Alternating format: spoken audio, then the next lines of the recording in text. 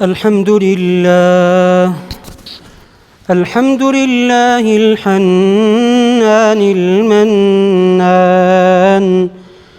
الذي من علينا بنعمة الإيمان ونور قلوبنا بنور القرآن الذي خضع لعظمته الإنس والجان، وهو الذي يقبل التوبة عن عباده ويمحو كيد الشيطان، فضلا من الله ورحمة وغفران. أعوذ بالله من الشيطان الرجيم. بسم الله الرحمن الرحيم. إن الله وملائكته يصلون على النبي يا أيها الذين آمنوا صلوا عليه وسلموا تسليما.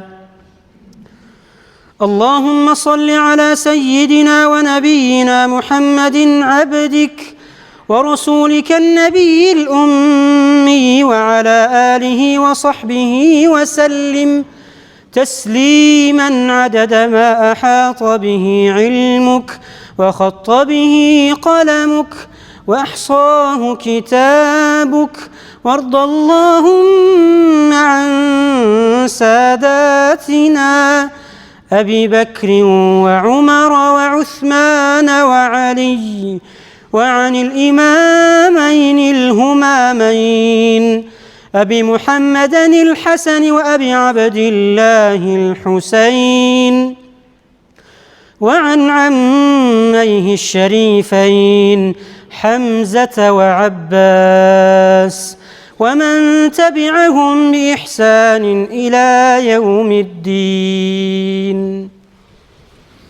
اللهم اغفر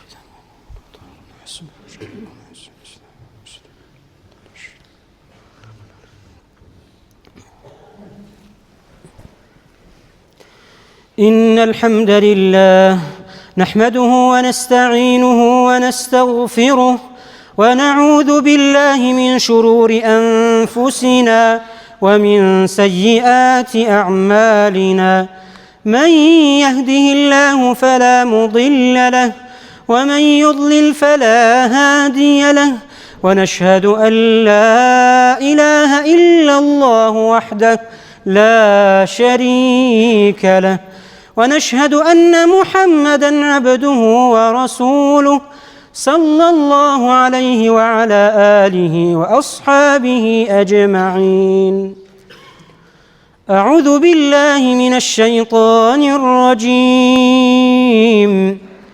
يا أيها الذين آمنوا اتقوا الله حق تقاته ولا تموتن إلا وأنتم مسلمون.